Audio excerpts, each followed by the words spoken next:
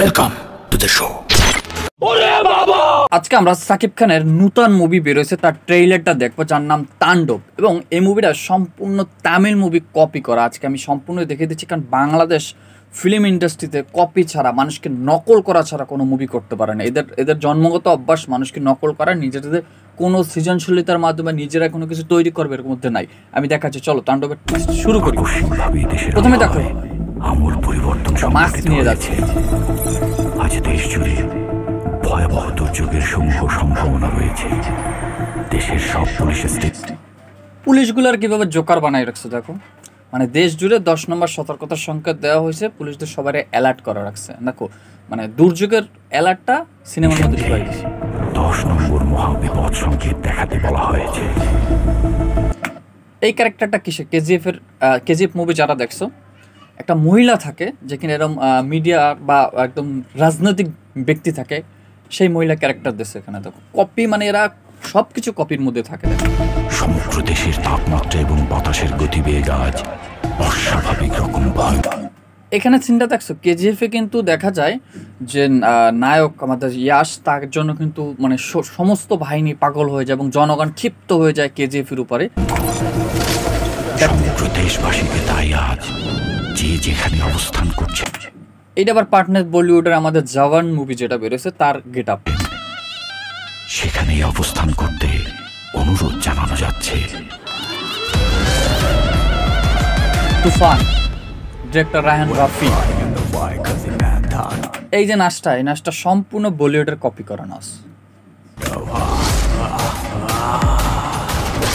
তোরা নিজেরা কিছু কর, নিজের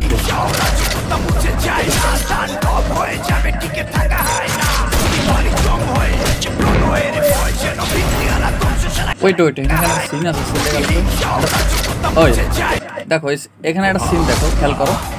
র্যাব মানে যে স্পেশাল ফোর্স, তার গেট আপ দাও। র্যাব মানে যে স্পেশাল ফোর্স, তার গেট আপ দাও। গুলি ধরে আবার এরকম করছে, মানে সে এখানেও ড্যান্স করছে। সে মানে সেটা প্রশাসনে সেখানে ড্যান্স।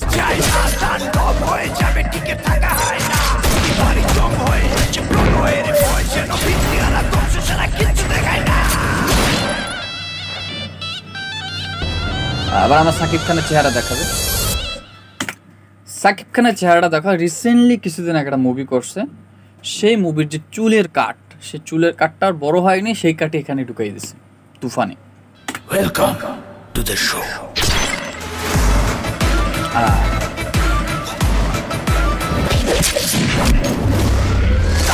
আচ্ছা, এক গেট আপ।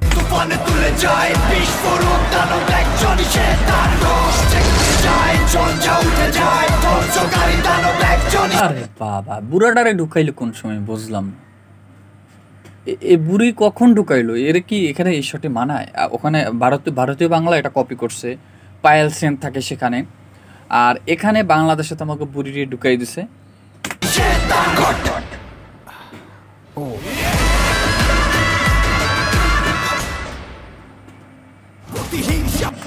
এলো দেশের অবস্থা। মানে বাংলাদেশের যে যত আমরা মান্নাত, জসিম, এদের আমলে কিন্তু সামাজিক মুভি ছিল। এরা যেগুলো তৈরি করতো বা যে মুভিগুলোই করতো, এগুলো কিন্তু খুবই দেখার মতো ছিল। ইভেন এখনও মানুষ কিন্তু সেই মুভিগুলো দেখে। কিন্তু এখন রিসেন্টলি বাংলাদেশের অবস্থা যা, ফিল্ম ইন্ডাস্ট্রিতে এই একটা ব্যক্তি আছে, এই ব্যক্তিকে সহজভাবে যারা পরিচালক আছে, রায়হান রাফি শুরু করে তারপরে আরও 2-1জন আছে যারা, এরা কিন্তু সঠিক পরিচালনা করে না। এরা একে দিয়ে নকল ছবি বানাইতে মানে সিনেমাটার পুরো নকল বানাই দিয়েছে, সব কিছুই কপি করা শুরু করেছে। ভারতের কিং খান আমাদের শাহরুখ খান, বাংলাদেশের কিং খান ওরে বানাইতেছে। আমরা না চাইলেও মানতে হবে ওই কিং খান। কিন্তু তারপরে আবার কথা আছে, এখানে দেখা যাচ্ছে যে ওরে প্রত্যেকটা মাদ্রাজি এবং বাংলাদেশের ফিল্মের যত আছে সব কিছু তারা কপিতে ঢুকায়। যেমন বাংলাদেশের ফিল্ম ইন্ডাস্ট্রিটা ওরা করে কি, যে ডিরেক্টর ওরা মাদ্রাসির কিছু অংশ নেয়, বলিউডের কিছু অংশ নেয়, বা ওরা নিজেরা কোনো সৃজনশীলতা নাই, নিজেরা কিছু তৈরি করবে এরকম কোনো চিন্তা ভাবনা ওদের মাথায় কখনো থাকে না। তারা চিন্তাই রাখে যে অন্যটা আনবো, কপি করব, মিলাই ঝিলে ভিডিও তৈরি, মানে সিনেমা তৈরি করে দেব। আমি এর মেজাজ গরম হয়ে যায় সব দেখলে। এই ছেলেটাকে ভালো কাজে ব্যবহার করো, নিজের সৃজনশীলতা নিজেরা সুন্দর করে ভিডিও মেক করো, সিনেমা তৈরি করো। এর ওটা আইনে কপি করে কতদিন এভাবে, দেখা যাক কি হয়। আমি আর ভিডিও বড় করবো না, এখানে শেষ করতে চাই।